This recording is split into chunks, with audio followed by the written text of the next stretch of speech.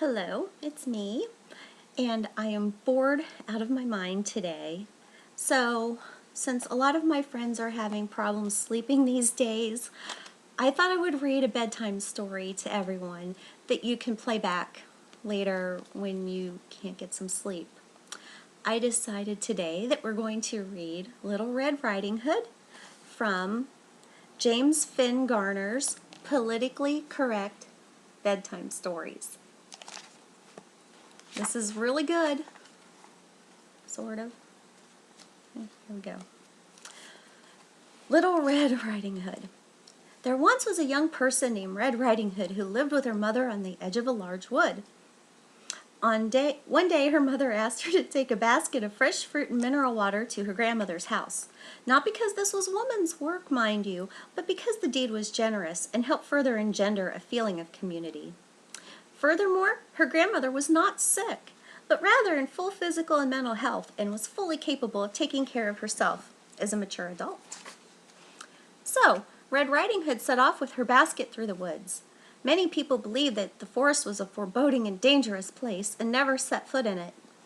Red Riding Hood, however, was confident enough in her own budding sexuality that obvious Freudian imagery did not intimidate her.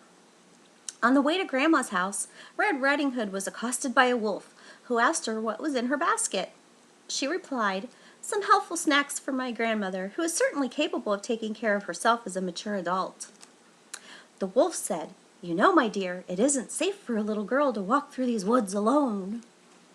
Red Riding Hood said, "I find your sexist remark offensive in the extreme, but I will ignore it because of your traditional status as an outcast from society, the stress of which has caused you to develop your own entirely valid world view. Now, if you'll excuse me, I'll be on my way." Red Riding Hood walked along the main path. But because his status outside society had freed him from slavish adherence to linear, Western-style thought, the wolf knew a quicker route to Grandma's house. He burst into the house and ate Grandma, an entirely valid course of action for a carnivore such as himself. Then, unhampered by rigid traditionalist notions of what was masculine or feminine, he put on Grandma's nightclothes and crawled into bed. Red Riding Hood entered the cottage and said, "Grandma, I have brought you some fat-free, sodium-free snacks to salute you in your role of a wise and nurturing matriarch." From the bed, the wolf said softly, "Come closer, child, so that I might see you." Red Riding Hood said, "Oh, I forgot, as you are optically challenged as a bat. Grandma, what big eyes you have! They have seen so much and forgiven so much, my dear." "Grandma, what a big nose you have! Only relatively, of course, and certainly attractive in its own way." "It has smelled much and forgiven much, my dear." "Grandma, what big teeth you have!" The wolf said, "I am happy with who I am and what I am," and he leaped out of bed. He grabbed Red Riding Hood in his claws, intent on devouring her. Red Riding Hood screamed, not out of alarm at the wolf's apparent tendency towards cross-dressing, but because of his willful invasion of her personal space. Her screams were heard by passing woodchopper person, or log field technician as he preferred to be called. When he burst into the cottage, he saw the melee and he tried to intervene. That's not spelled right. But as he raised his axe, Red Riding Hood and the wolf both stopped. "And just what do you think you're doing?" asked Red Riding Hood. The woodchopper person blinked and tried to answer, but no words came to him.